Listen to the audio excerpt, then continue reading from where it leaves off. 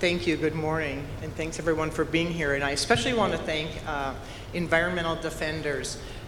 They attended every county hearing and planning commission meeting that was happening all across the county to really, through the last year, to make sure that they could accomplish what they did was really requiring that every solar array be native pollinator friendly. And that's a huge accomplishment. So congratulations to all the Defender members who are here. You've contributed to the greater good for the next 25 years, at least, in the life of a normal solar array.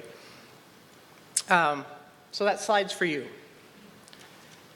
First off, I'm going to go through and talk about what are the things that I'll cover, and Cindy kind of gave an overview. I want to define what is native habitat, why natives, the U.S. studies that are currently happening really on the federal and local level, site learnings that I think for you solar developers in the room will find it particularly helpful, and then finally just some components for permitting and ag land preservation that will be helpful for both county individuals and if you're on the planning commission or a county representative, but also the developers. This is a little tricky of a presentation because originally it was for solar developers, and now we've got some real rock star environmentalists and biologists in the room, so it's a little bit of a conundrum, but there we are. And one of the things that I do want to tell you about is, there are some things that are okay to substitute. When you don't have half and half, you can substitute cream, and it works just great. There are other things like trying to substitute non-natives for natives. From my world where we come from, we really, really believe in that there's really no substitution for natives. Nature has evolved over thousands of years, and really that balance really, really works. And with that, I want to tell you just a very short story. I went to REI about 2 months ago because I was hearing about these puffer jackets, the lightweight down jackets that everybody has. And I bought one, and I loved it so much I wore it skiing, carrying dog food into the house, every time I went to the car. And before I came here, I thought it was kind of showing a little patina, like I was wearing it a lot. So I followed the directions, put it in the washer and then the dryer. And last night when I checked into the hotel here, I was filling out the paperwork, and the hotel clerk said, "It kind of smells like an Italian restaurant in here." And my brain did this slow replay back, and I'm looking at her and you're having in your mind. So I followed the directions, but I'm not a tennis player, and it says in the dryer, put 2 new tennis balls in with the coat. And I know from experience that golf balls don't substitute for tennis balls in your dryer. So I'm kind of casting around looking for what I can use. And I'm just going to tell you that my focus group of 1, large garlic heads and athletic socks in the dryer with your jacket is not a good substitute. So let's talk about what pollinator friendly is. In the industry, we use the word forbs, and that is plants with flowers on it. So you'll oftentimes hear the conversation of forbs and grasses. A native pollinary friendly solar is really first and primarily a solar site. Everything that we do on the site is there to provide support and make that solar site efficient and productive. Of course, we believe our mission is important, that we're a mission-driven company, but the reason for us to be there is that solar site. So we really work to make all of our management and any seed specifications really work so that solar site is productive. So primarily solar site. Second, creating meaningful habitat. Here in Illinois, we want to create meaningful habitat that restores the soil, provides habitat for insects, butterflies, songbirds, game birds, and small mammals. So now that we have pollinator friendly and we have solar developer A plant a perimeter of pollinator around the edge of their 10 or 20 acres, and I can forward these slides, so if you all don't want to take pictures, I can just make them available to the defenders. This will be a video of this on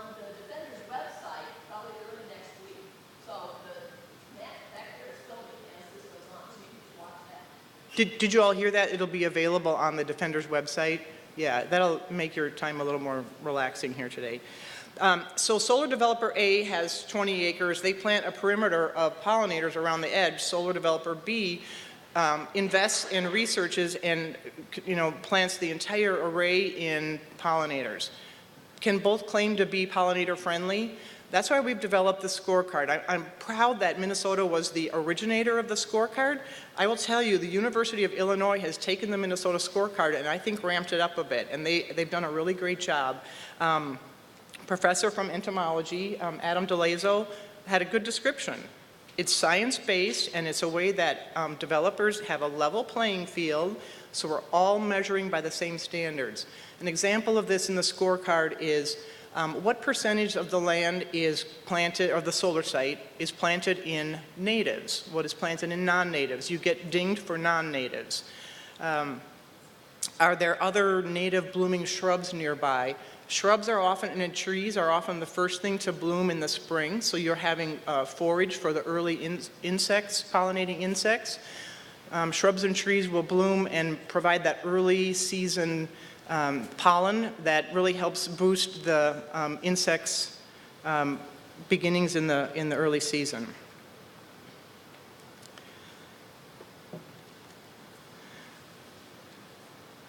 For the biologists and the environmentalists in the room, you know this, but for a lot of us, this is an amazing and accurate description of why natives? Why do we want to plant natives? Why don't we just go the easy, cheap route and plant turf grass? We certainly know turf grass thrives. It's often from Europe and it's non-native.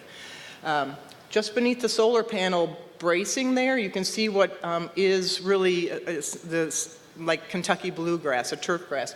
3 inches of roots that come down into the soil compared to the blazing star or little blue stem. The next slide I'll show you, but what those roots do is create beautiful little cavities throughout the soil that help to break up the soil. And when the rainfall comes down, it follows into the soil and it follows those cavities, nurturing those plants. And then whatever the plants don't use and the soil doesn't retain, it goes down into and replenishes the aquifer. When you have deep root systems, that water follows deep into the soil, holds the soil in place, prevents erosion. When you have 3 inches of roots, the water will fill up the 3 inches, and then we know it sheets up and often will drain off. And in this instance, out commonly in ag fields, rather than replenishing the aquifer, we suddenly have that rainwater sheeting off into drainage ditches and small creeks. So this is why natives matter. This is why they work on solar arrays. They hold the soil in place. At the end of 25 years, you'll be returning back to the landowner more land that is largely organic and is decompacted and rich in nutrients. Isn't this great? So there's the example, and it's an amazing cutaway. So little blue stem, that obviously bigger than that probably 6 foot tall individual standing there. So that's just a great example of why natives really, there's no substitute for them. Sleep, creep, leap. So this is a phrase that we use about natives when we are trying to help manage expectations for both residential and corporate. If you've seen prairies a land restored back to native, a lot of times the first 3 years it's really messy looking. We don't say weedy because it's native plants, but it is messy, and it's the nature of it. The first year, the plant is really like an iceberg. It's creating that initial root system, putting just a few leaves up above the soil. Same with the second year. It might have even a bloom on that second year. The third year, that plant leaps ahead, explodes, because it's developed this beautiful root system all down below the soil. As a solar developer, there is no maintenance-free environment. And we do hear that. We want it to be maintenance-free, of course, because you want to not spend money on your O&M budget. There is no maintenance-free environment. For your first 3 years, plan on 3 visits. plan that you're going to have 2 mowings and probably 1 site visit that would be spot spraying, might be hand weeding with a weed whip, but plan 3 visits in your budget. Year 4, likely 2 visits, and then here's where the beauty comes in. Year 5 through the life of the array, 0 to 1.5 visits. If you budget for 1.5, you're golden on most of your budget unless something odd and unusual would happen. Studies that are going on.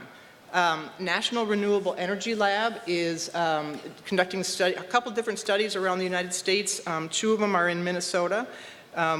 Prairie Restorations did the control mix, and here's what we're trying to figure out is, what do we do with that shade line that's underneath the solar array that's a pretty constant even with fixed and even with tracking solar panels? So from Prairie Restoration's perspective, we've always been only natives, only natives, only natives.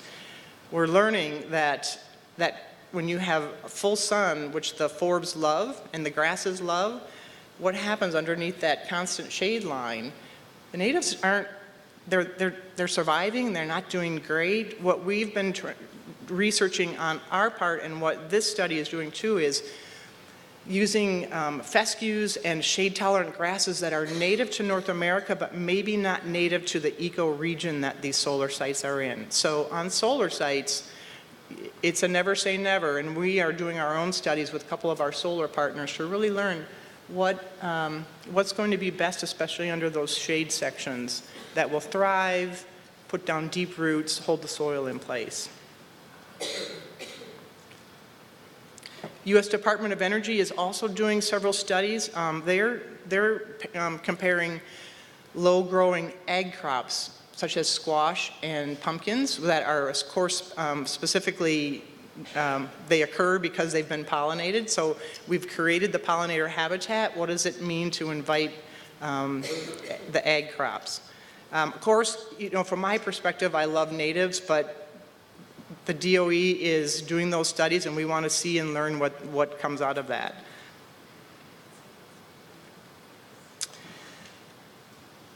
So here's that shade line. This happens to be a picture of a fixed array, and that constant shade line is there. It does present a challenge. The forbs will survive in there, but they're not going to thrive, and they eventually will move out of that area. One thing that we love to see as a restoration management, vegetation management company is 30-inch minimum on that bottom edge. If we're able to have 30 inches, we can provide a lot of plant diversity. There's a lot of prairie plants that grow taller than that, but there's also a great selection of that grow under the 30 inches.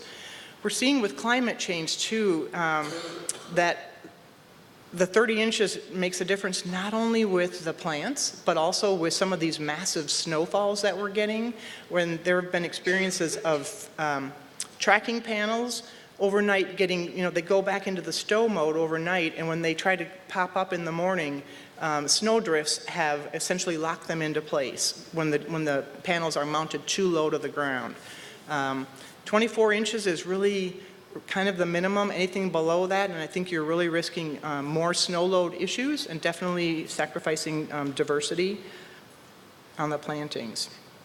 One other thing about the 30 inches is it allows us to travel through and mow and manage the sites without it reduces the risk to panel damage. And that's really, slower management means more time, means more money. So we really try to encourage that 30-inch minimum. 36 is great. And you've been seeing images of what native habitat arrays look like.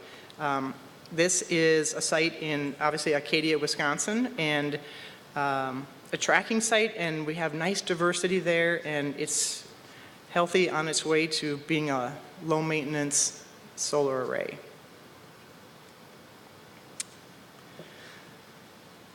Planning and pre-planning on solar sites, and just like anything, before you're going to paint your living room, doing the prep saves you lots of headaches later. Doing the prep on the solar sites saves you, tens, if not hundreds of thousands of dollars as a solar owner and developer. In McHenry County, it's a little more of a challenge to remove the gravel on the surface. We're hoping that if, what we would suggest is a lot of times when the earthwork firm comes in, if they're stripping the soil away, setting that aside and then bringing that back in so that you don't see gravel on the surface, because as careful as any of us try to be, this is what happens when we mow, and we don't want to have to see that. So that prep, the proper planning and prep will really make a difference through the life of the array. So this is a young industry. We know that solar is just starting in Illinois. It's been in Minnesota for a few years. One of the things that I'm going to push back onto the engineers the engineers that are working with solar arrays is they have great education on construction, but not necessarily a lot of experience with developing solar sites. So they know the water, they know soil bearings, they know steel strength. What happens when we don't have conversations with those engineers and what needs to occur on a solar site is imagine trying to manage that section of the fence with a tractor mowing for 25 years. And imagine what you have to do instead is you have to get off and use a weed whip for 25 years. So that equates to more money, and when a solar developer puts out a bid for management and then wonders why why it's not low maintenance, why is it so expensive? This is why it's so expensive. So really the pre-planning, when you sit down with your project manager and the engineer, talk through what your expectations are and what you're going to need as a solar owner.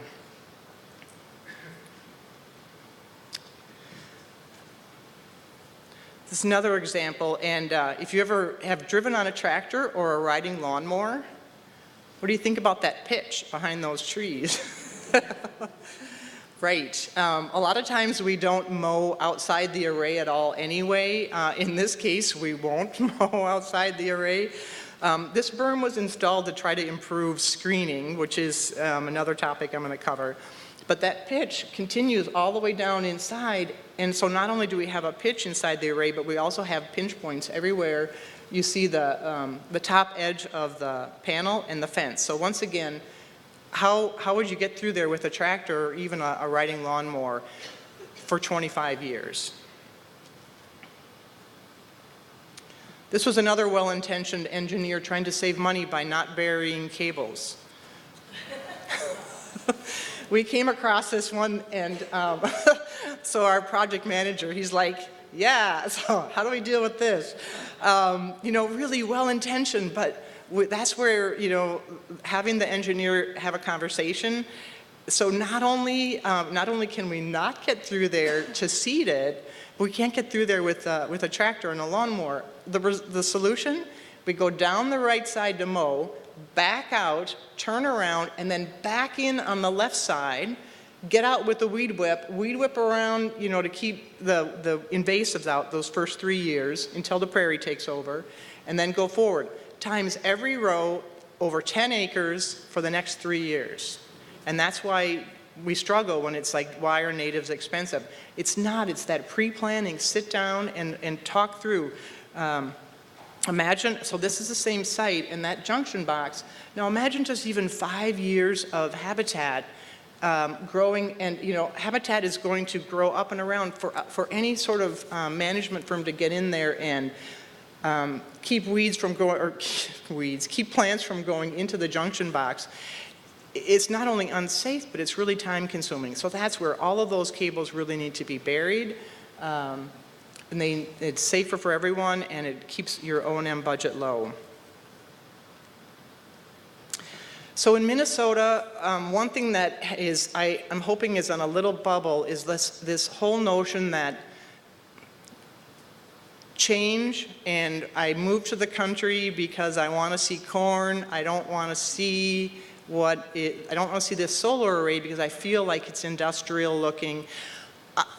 I'm biased, we all are. I love a solar array because for the next 25 years, that solar array is a deep blue black, silent, quiet neighbor.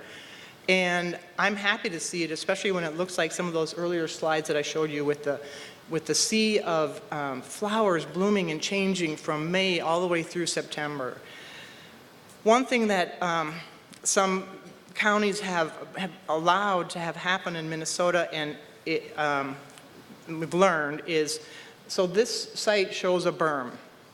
So imagine taking soil, piling up, and how are you going to get that soil to stay in place? You're going to pack it really tight, and you're going to pack it some more, and then you're going to try to put something on there that grows on that really packed soil, and then you're going to come and take a tree auger and you're going to dig a hole in the very top of it, and then you're going to plant a tree in there. And then when it rains, that hole, because it's been in packed soil, is going to hold like a barrel, and now you want those $300 pine trees to survive. We took this picture because we knew that by the end of that summer, those trees are going to be dead, and all 100% of them died. That's an expensive, it's like putting $100 bills through a shredder. You'd have more fun watching them come out the back end. So really, the alternative to that is if a county and the neighbors really feel like they need to have screening on particular sections that they pass by, plant the pine trees on ground level, cluster them with native trees and shrubs. Again, some of those shrubs will be blooming shrubs that provide that early spring forage for native insects. And it's a much more natural arrangement, and over time, the pine trees will help screen. I really do think it's a bubble. People will suddenly realize that solar is a gift, and we are reducing pollutants in the air, and we are really accomplishing a lot by having solar arrays, and they will get used to the sight of them. I personally don't find strip malls surrounded by asphalt very attractive, but we don't screen those with trees, but we have to, screen solar arrays. And I think a lot of it is just getting used to the change that it is. Planting taller natives outside with the trees and shrubs can result in some additional screening. I think that looks really lovely. This is pertaining to the solar developers, but also to the county people who are involved in conditional use permitting. So this is an ag fence, and we're all familiar with those. When you plant an ag fence, and you install an ag fence and then plant natives on either side of it, that fence virtually disappears, and you don't see it.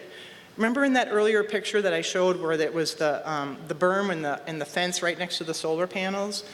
That was a cyclone fence, and what I highly recommend is let go of the idea of a cyclone fence. We've created this beautiful critical habitat. Let's invite the game birds to be able to pass through. And what we've learned, here's a learning in Minnesota, is if you raise that ag fence up just 3 to 4 inches, game birds like pheasants and quail love to run through the grass. They'll go through the square openings, but they love to run underneath. We've seen box turtles go in and nest, and so raising it up just 3 to 4 inches, you've created this habitat. Let's invite the users of that habitat, which are the songbirds, the game birds, the small mammals. That same site, here's what we saw the following season.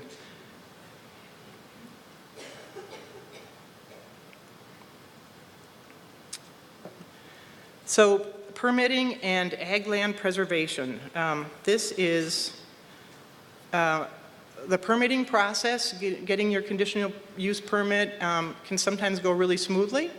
And then if you have neighbors that aren't welcoming the solar array there and it's a change that they weren't anticipating, it can be, as you know, a harder battle to win. One of the things that comes up in permitting is the whole concept of decommissioning. What happens at the end of the solar lifetime? Again, this is a really young industry. Think back, well, we don't know this, but when cars were first out, as far as recycling, what happened to cars? We didn't really care, and we really still don't pay much attention to that. We just get our new car. The car recycling business, almost every part of the car is recycled now, and it's a $30 billion business just in the United States. I really believe that solar panels, that the private enterprise will rise to meet this need, and that we'll be recycling solar panels. Right now it's done in pockets out on the East Coast. There's a recycler in Minnesota. The silver that are components, some of the rare minerals that are there, those components will be elements that we'll want to continue to recycle. So decommissioning won't be the challenge that we currently think it is, again, because it's such a young industry.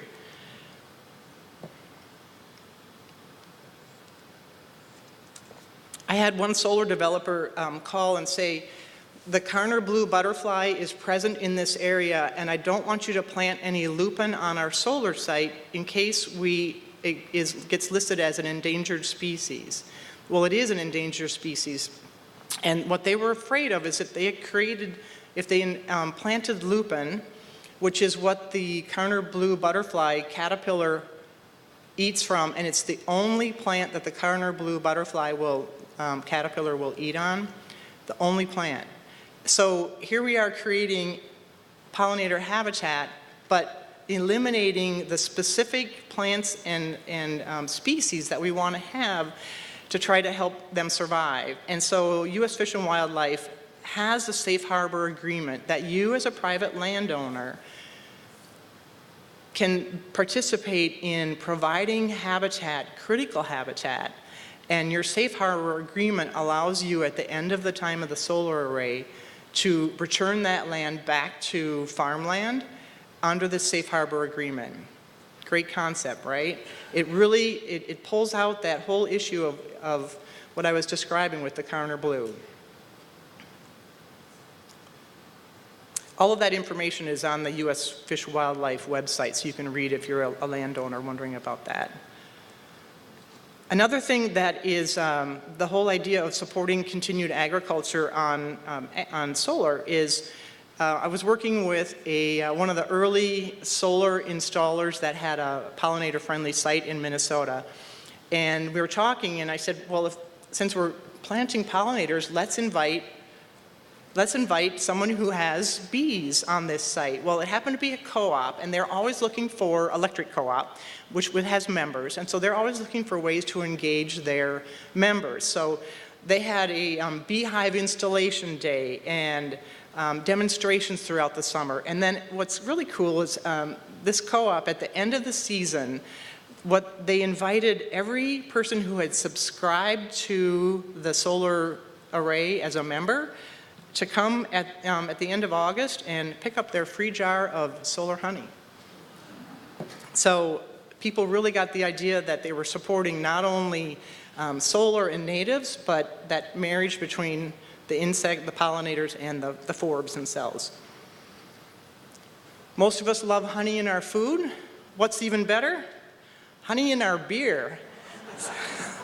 Solar Amber Crush. This is the second year that Solar Amber Crush, made with solar honey, is tapped at 56 Brewing in Minneapolis, and we just tapped it last week, and it's a great.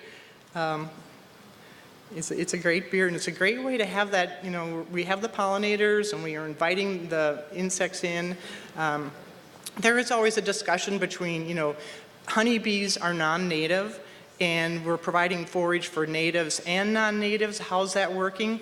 That's part of what we're all learning, and that's why it's really important that we share information, throughout this whole process, learning what's working for seeding under the solar panels, what's working with the insects, is having beehives chasing away native bees. And so that's where we really, this is a whole new world that we're in, and sharing that information is really important.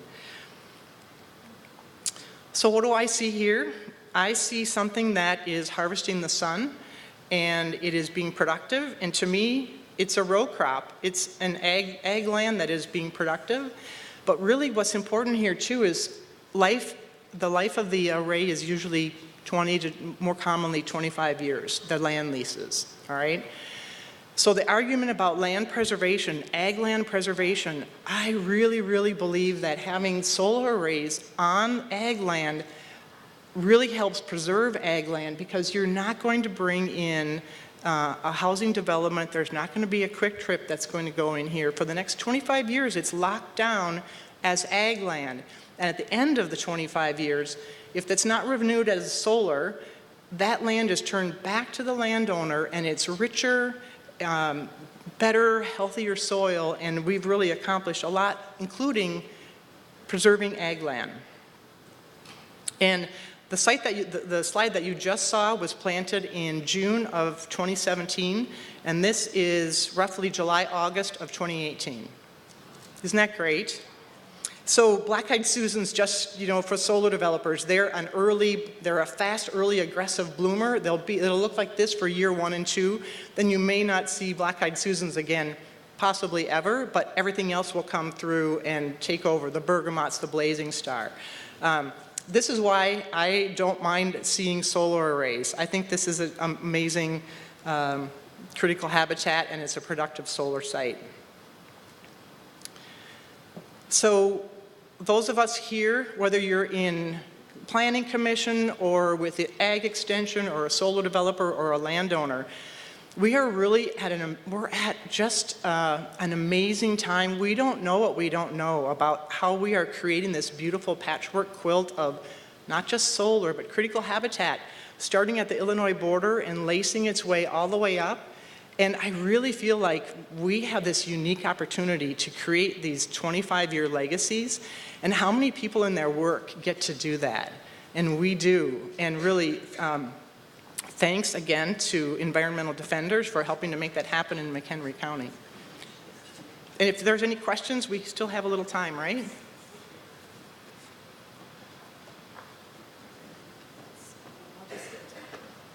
So, thank you so much, Colleen. So Colleen's willing to answer questions, and Nancy and Scott are going to circulate with the microphones, and I'm going to go out and get our next speaker lined up. So I'll leave it to the three of you. Great.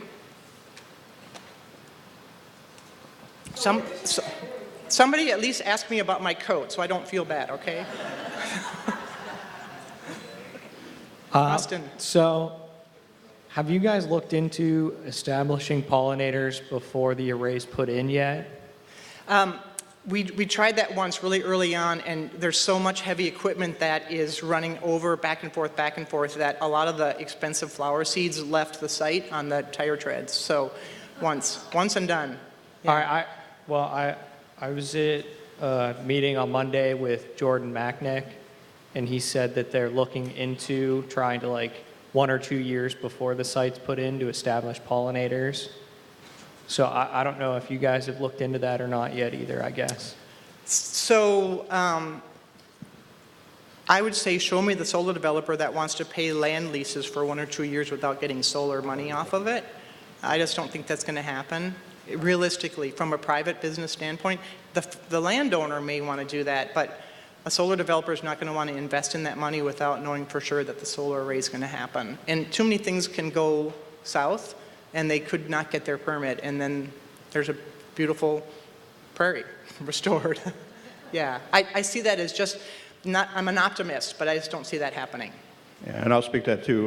With the McHenry County Defenders proposed solar farm, we've been speaking to the McHenry County Conservation District, and they recommended waiting until after the arrays are put in as well.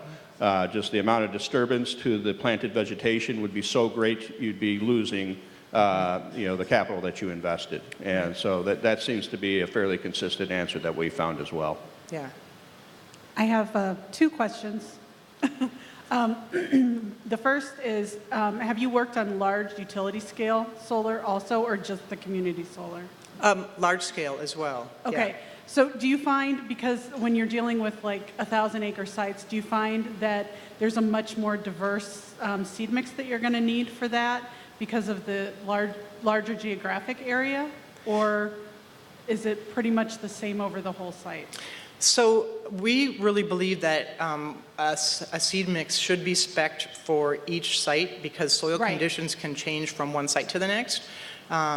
Just like on the Bordeaux River, you have the east bank and the west bank, and apparently wine is quite different from either side. So we really, especially if you're looking at a 500 to 1,000 acre site, you're inevitably going to have upland areas and lower wetland areas, and so we would spec seed mixes unique to those locations.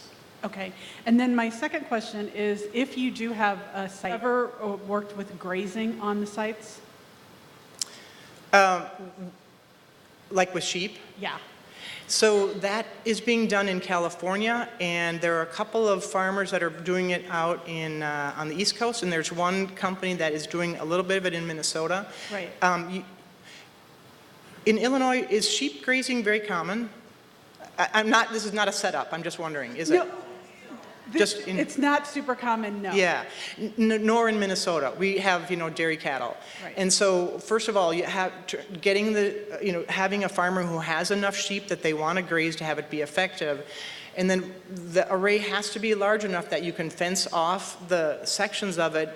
Sheep will eat it down, the plantings down really low. And if you've planted pollinators, you've just eliminated the chance for those pollinators to bloom and provide pollen and then go to seed. So the array has to be of a considerable acreage, 400 or 500 acres, to be able to fence it off and then move the sheep. Because we're all about natives, bison grazed on all of these natives, but they always moved along with their flow as far as their food sources. So from prairie restoration's perspective, we're not in that camp.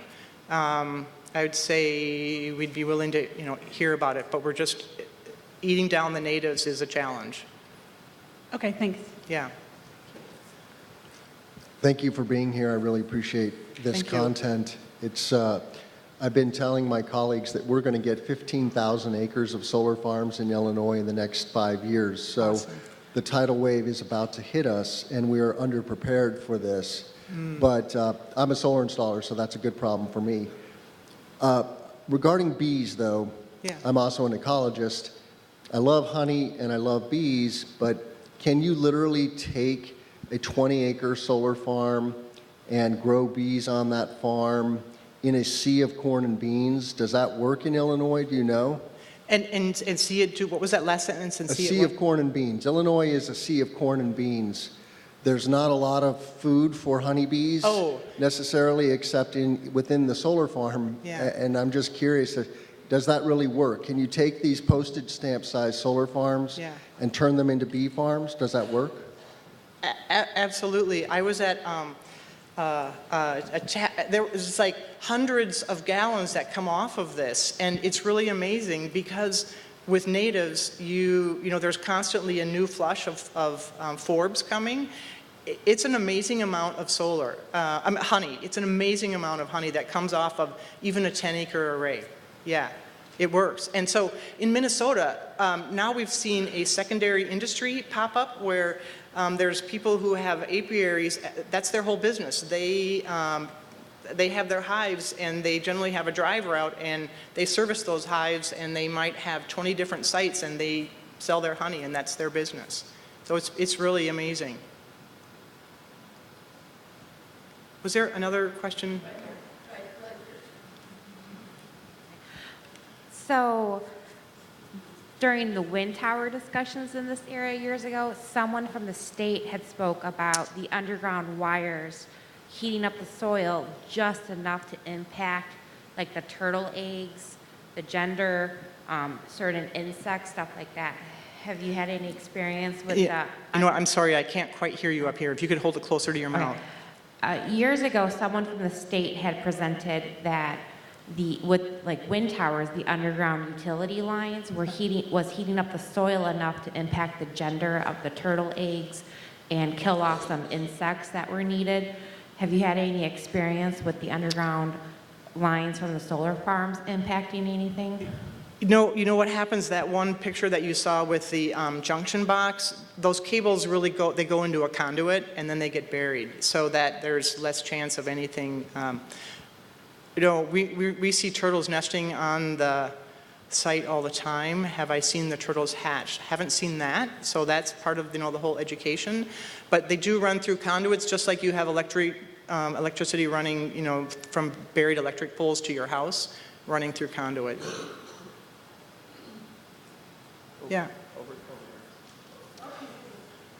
When you were talking about the solar sites preserving farmland, it got me to thinking that okay, in 25 years, who knows what the situation is going to be, the demand for property for development. So I was thinking that it would be a great idea if maybe we prioritized projects that permanently preserve the land for either a solar site or prairie or farmland in perpetuity, so that, you know, these projects that are willing to do this get priority over other projects. Have you ever heard of that happening anywhere, or what do you think about that idea? It'd be awesome. It all comes down to money. But, you know, in 25 years, we don't know what we don't know. I'm guessing that our solar panels are just going to be so highly productive. Perhaps we need fewer of them, but we have this beautiful organic land, and that it can stay that way. So, yeah. Hi. Has anybody tried to grow food, like an organic garden, under the solar panels? Yeah, you know, not so much in Minnesota yet, though the ARGONNE lab, they are testing when you, so in order for people to get under the arrays, they have to be raised pretty tall. They're doing it out in California. They're doing things like growing in the shade lettuces that love not being exposed to the sun all day. Agave plants are being planted out there. They're also trying bush beans that, again, don't want to be in the sun all day. And they're having great success with that. Minnesota climate, we have such a short season that I don't see that ever happening here, other than maybe like pumpkins and squash. If a solar array is built over an old landfill, Yes. what are the chances of the native plants being successful with the deep root system? Yep. Okay. So, and those are often called brownfields. That's a great opportunity that there's still, it's like the jury's still out on that, but here's one thing we know. A lot of times landfills, they're sealed with a membrane and then soil is put on top. The founder of Prairie Restorations, Ron Bowen, is, I'm such a fan of him because he's a walking encyclopedia. And he says what happens is the little blue stem that we showed that, you know, there's this much above, those roots normally go really deep. When they hit that membrane, they go out. And he said, you know, they adapt to it. It may not be ideal situation as far as, like, you know, they're not going to filter water because the water can't go through the membrane, but that is still, it's still possible. So that's a great use of that. Landfills, old gravel, abandoned gravel pits, that's another area too. There's full sun, nobody cares what it looks like down in there, so it can work. Yeah. I'm going to load up to the next presentation. Okay. You can keep talking. Okay, sorry. Okay. Yeah, I was wondering, as far as maintenance goes, you just do mowing, you don't do prescribed burns at all through there? That would be really tricky. I thought so. We don't. Okay. What you probably see is, well, here's what we do. When we see biomass, the beautiful thing about natives is, of course, they've evolved, and that the stems that are there over winter become nesting material for overwintering for native insects. When we see too much of that build up, we will come through and do a mowing, but it's a mulching mow. And so we'll do that in the spring after we know those insects have hatched out, and that mulch now becomes fertilizer for that growing season. That's the closest thing to approximate a prairie burn, because the best thing would be a prairie burn, but we can't do that. Colleen? Yes. I'll go next. I've just been wondering what you've been hearing for farmers as far as welcoming or not welcoming solar farms, and here's why I'm asking. I grew up on a farm in Iowa with an older brother who would have loved to have stayed on the farm and farmed with my dad, but there just wasn't enough cropland, not enough money for that. If my parents could have rented land to a solar developer and had steady income coming in from the rent from that solar farm, so my brother then would have been able to stay with them and have a family, everyone would have been ecstatic. And I just wonder if you're hearing this from farmers, or what are you hearing from farmers? You know, and that really is a great, especially for, I mean, we know being a farmer is really, really hard, and it's not getting any easier. Being able to lease out your marginal farmland, not your wetland, but your marginal farmland, and have that be a constant check for the next 25 years, that's another legacy that you as a 85-year-old farmer are leaving for your kids and your grandkids, and it's a great thing. This may have to be our last one. Go ahead, sir. Thank you. So you spoke a little bit about the utilization of scorecards and how it first started in Minnesota, and now Illinois also has a scorecard plan. I'm curious, in your experience on these larger sites, 500 to 1,000 acres, how effective have those sites been in implementing the scorecard? And have you seen achievement across the board as with those larger sites as you would with a 30-acre site? I've seen greenwashing, and that means that the site gets planted sort of kind of in Pollinator, and that's greenwashing when it's not really. You probably can guess how I feel about that. So incrementally, and I know one of the other speakers is going to talk about turf versus native.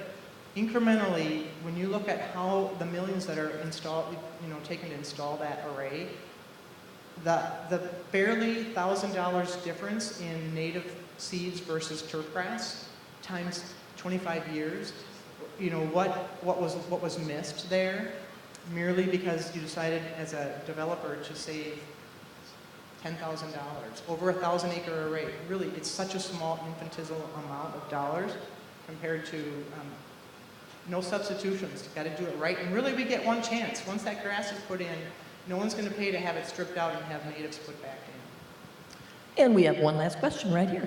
Jim? I have two questions. One may not be for you, I'm not sure. But the first is, when it comes to growing underneath the panels, is the biggest problem the shade or is it water? Because I would think the water would be running off away from it. Yes. You're not dressed like a biologist, so that's a... It's something I've had in the back of my mind for a long time. No, that's true. That's true. So that's where some of the fescues are more, they're really tough, they're a little more drop tolerant, and they're also more shade tolerant. So that is right. That does matter. Yeah. Okay. And then, again, the next question, I'm not sure if it's appropriate or not, but for the farmers who lease this land out and who have been paying taxes on the basis of agriculture, are these projects then considered agriculture, or does something happen to them tax-wise and they become industrial? In Minnesota, they're taxed as commercial. If there's a portion of it that is turned into, with the apiary on it, then there's consideration being allowed for ag land tax on that where there's beehives. But in Minnesota, it's taxed as commercial. Thank you so much, Colleen. We so appreciate all this information.